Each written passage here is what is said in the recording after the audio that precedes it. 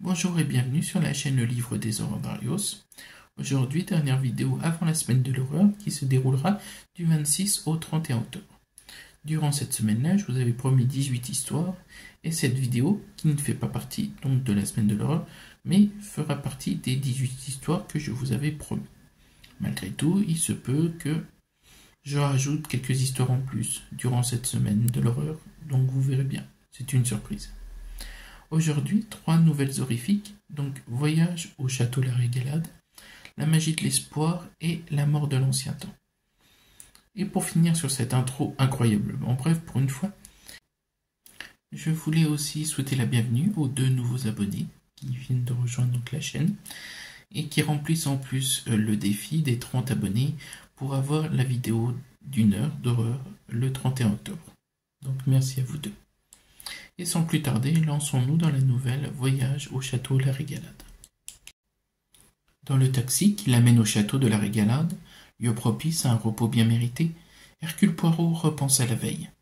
Il a prévenu le capitaine Hastings de son projet, qui a aussitôt émis de grands doutes dans son idée de réserver un lieu en France pour ses vacances. Poirot l'a rassuré, puis a vaqué aux préparatifs. Tout autour du domaine, les paysages sont époustouflants.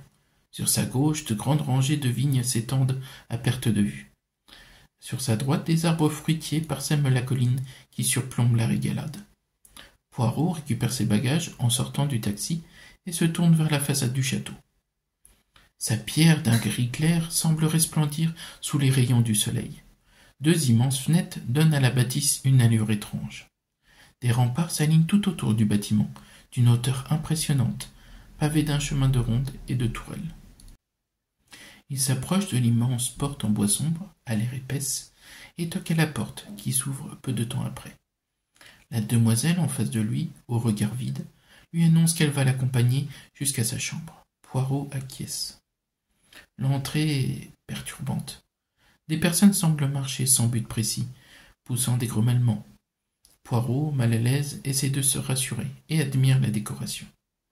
Tout a l'air lumineux, beau, propre, comme l'impressionnant lustre ou l'immense escalier qui amène aux étages supérieurs. Les murs, habillés de piliers, sont jalonnés par des portes. Sur le chemin vers la chambre, il entend certaines personnes grommeler des « On n'aurait pas dû. La rébellion est inutile. Cette femme !» Ces phrases mystérieuses le plongent dans ses pensées. La servante l'appelle à plusieurs reprises. Il sursaute et reprend conscience. Ils sont arrivés devant sa chambre. Imperturbable, elle lui annonce que l'hôtesse le convie ce soir à sa table, avec les autres clients de l'hôtel qui sont arrivés également aujourd'hui. Il la remercie et pénètre dans sa chambre, referme la porte et observe la pièce. Horrifié, il ne peut ni parler ni bouger à cause de ce qu'il voit. Tout est rouge, du mobilier en passant par la tapisserie et les rideaux et même le lit. Tout est rouge, dans de différentes nuances certes, mais rouge quand même. Qui s'est dit que faire une chambre qui ressemble à un boyau humain était une bonne idée? Poirot se remet du choc et essaye de prendre les choses du bon côté. Il n'est pas là pour la décoration, mais pour se reposer. Il entreprend de défaire sa valise et de profiter du lit, en attendant le repas de ce soir qui se déroule à 19h, selon ce que lui a dit la servante inexpressive. À l'heure annoncée, il sort de sa chambre et se retrouve nez à nez avec la demoiselle de tout à l'heure, qui se retourne sans rien dire et avance dans le couloir. Ce dernier la suit. La salle à manger se trouve au rez-de-chaussée, derrière l'une des nombreuses portes aperçues un peu plus tôt. La pièce est d'un incroyable raffinement, bien mieux que la chambre boyau. Un lustre en cristal surplombe la pièce par sa beauté et son imposante présence. L'immense table à manger, drapée de couverts, assiettes et verres, d'une brillance à vous en rendre aveugle. Poirot n'a pas le temps d'admirer davantage la salle qu'une dame fait son apparition. Elle porte une robe de soirée longue, drapée de dentelle, tous d'un noir profond. Elle est entourée de 4 personnes, dont certains, reconnus par Poirot, faisant partie du groupe de personnes dans l'entrée. La femme vient s'asseoir en bout de table. Les invités, qui sont arrivés peu de temps après Poirot, s'installent tout autour de la table. Le repas se passe dans un silence religieux. Personne n'ose lancer un sujet de conversation pour briser le malaise qui s'est installé, ressenti par tous les invités, mais qui ne semble pas déranger l'hôtesse. Les 4 accompagnateurs de la femme en robe noire ne touchent pas leurs assiettes. Ils se contentent de rester immobiles. Le repas enfin terminé, Poirot en est soulagé. L'hôtesse se lève et prend la parole. Elle leur dit qu'elle se nomme Francesca Dimitrescu, qu'elle est ravie qu'ils aient tous accepté de partager sa table ce soir. Sans attendre de réponse, elle repart vers la porte empruntée précédemment.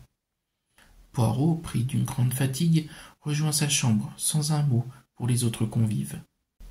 Malgré tout, il ne se sent pas reposé.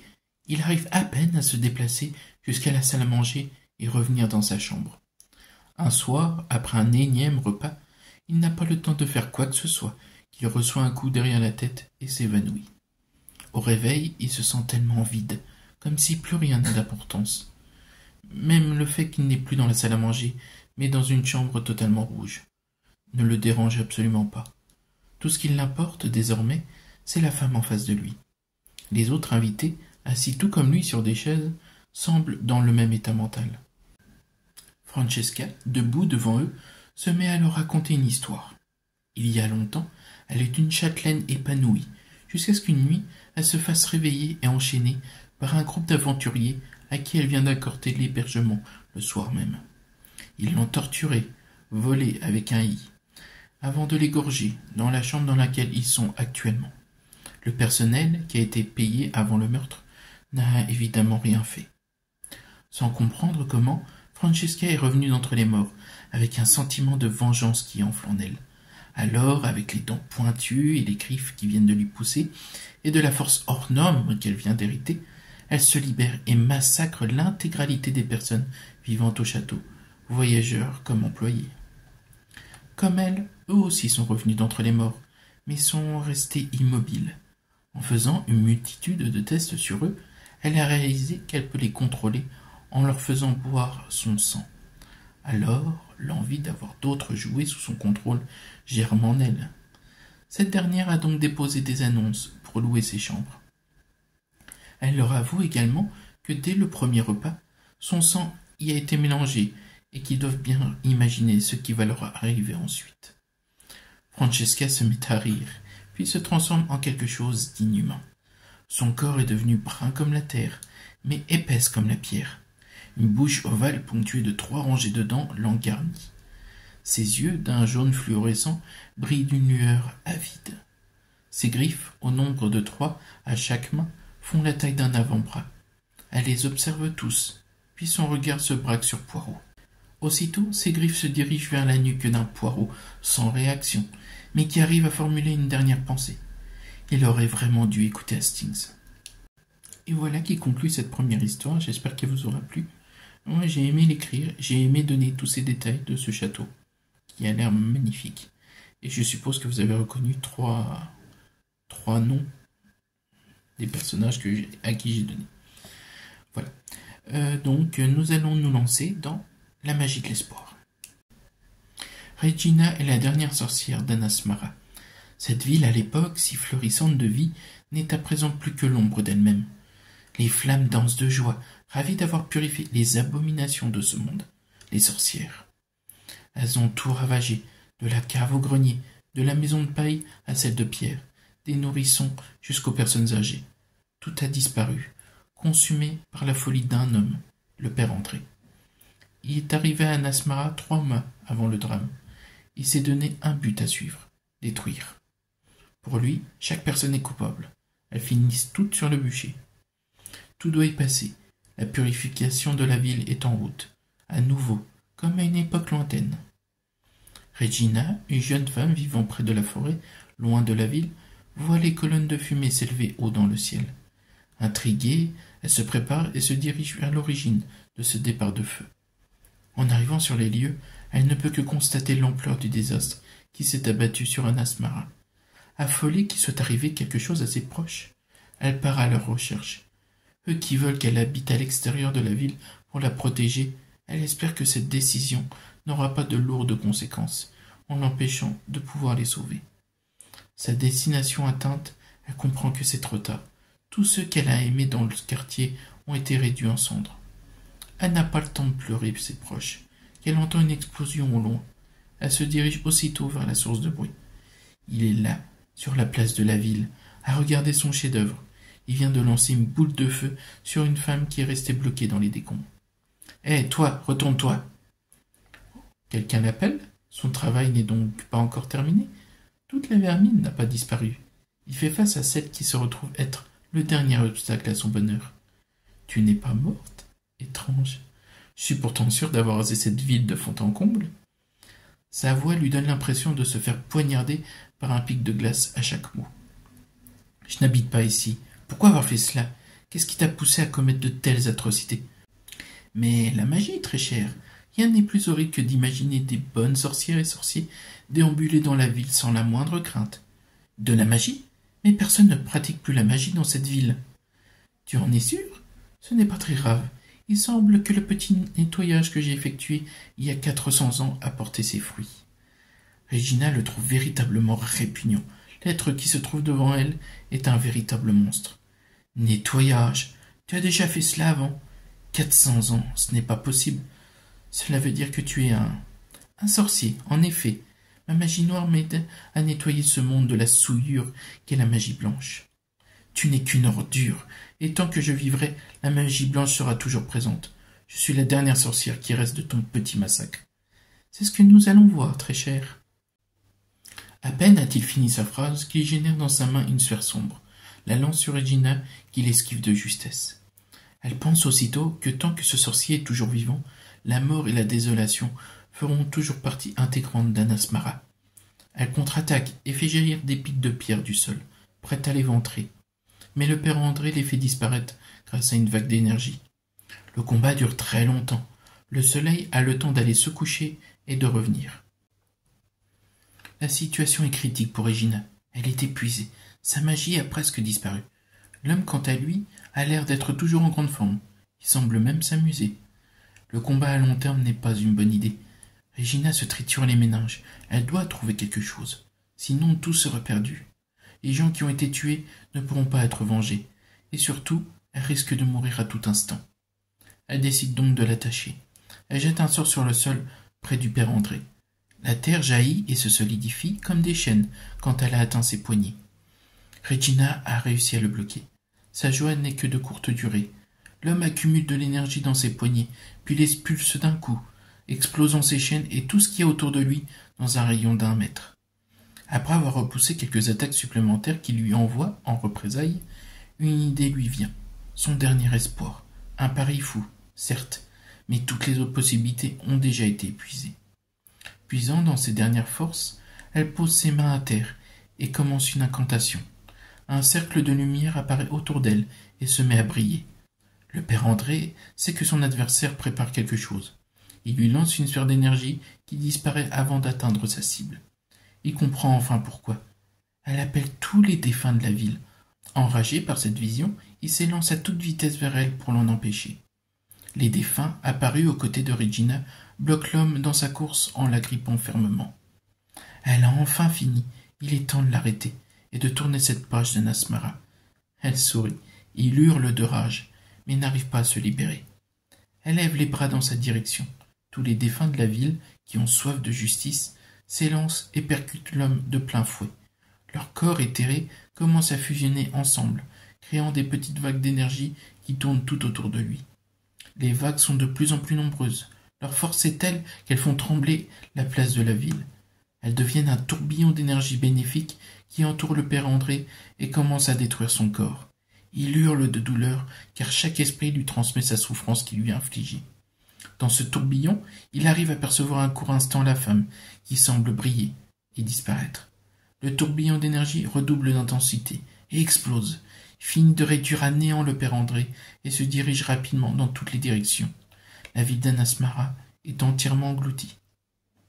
La déferlante disparue, les ruines sont effacées, les cadavres dématérialisés, et Regina, dont le corps et l'esprit ont fusionné avec le tourbillon, a disparu. Elle va pouvoir reposer en paix, comme tous les habitants. De son sacrifice, il ne restera d'Anasmara qu'une herbe verte à perte de vue et une terre prête à accueillir une future génération qui va pouvoir vivre dans la paix et l'espoir, libérée de la malédiction du père André. Bon, voilà qui conclut cette deuxième histoire. Je pense que vous avez dû reconnaître les deux personnages, le protagoniste et l'antagoniste, qui sont tirés d'une série de contes de fées.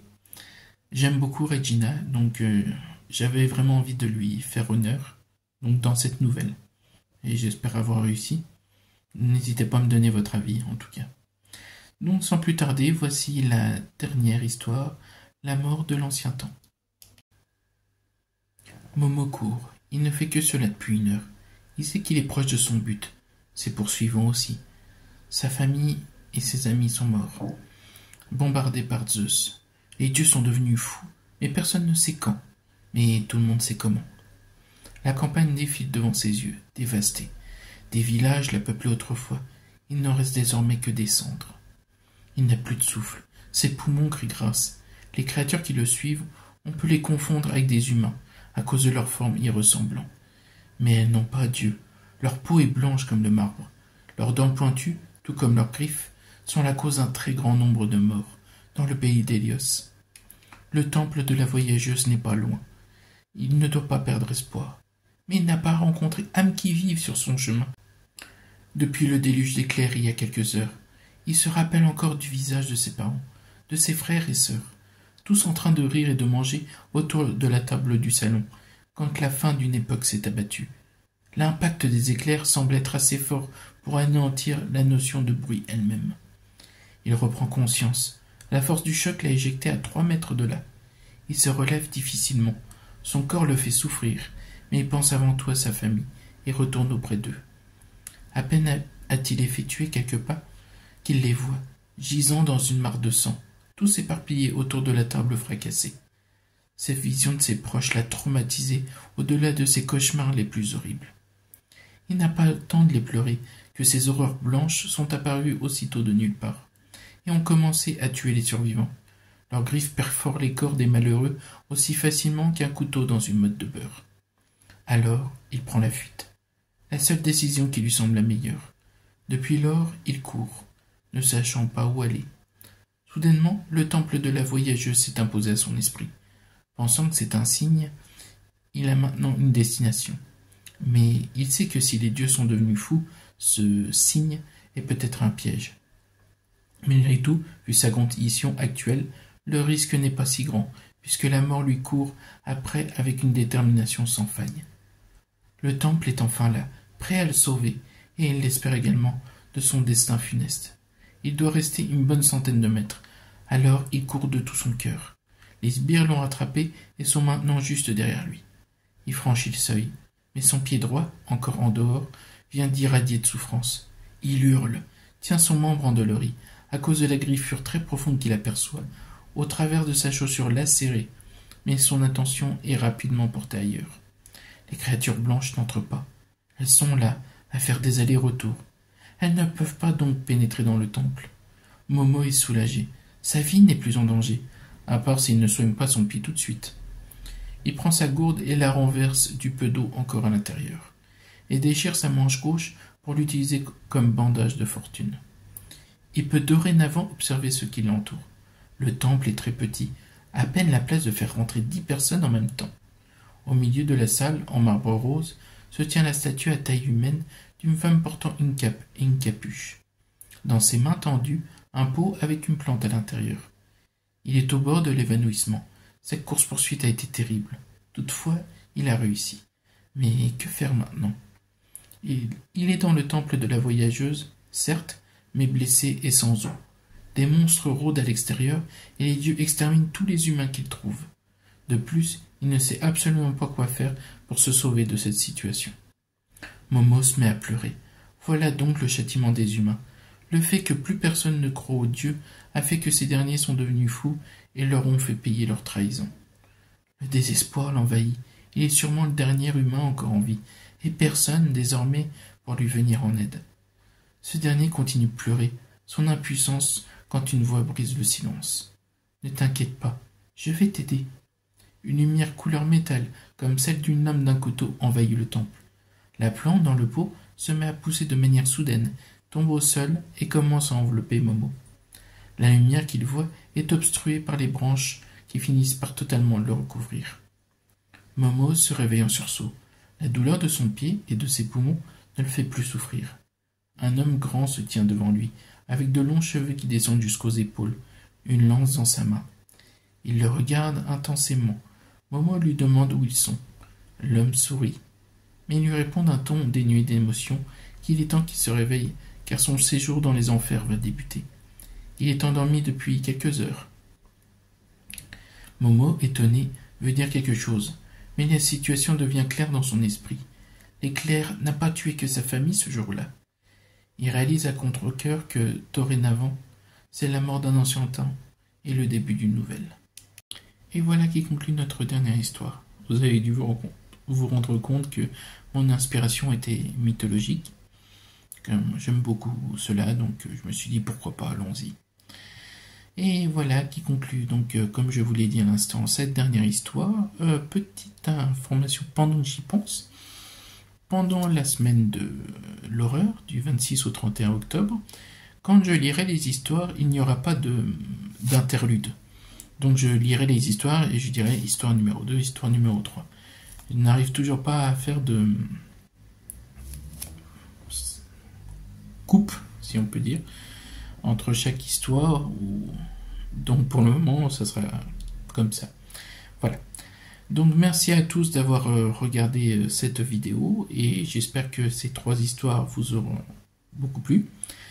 Donc nous nous donnons rendez-vous le 26 octobre et puis merci à vous tous. N'oubliez pas de vous abonner, de partager, de commenter et de liker. Cela m'aide énormément et je vous en remercie pour cela. Donc je vous souhaite à tous une excellente soirée. Gros bisous à tous et à bientôt. Bye.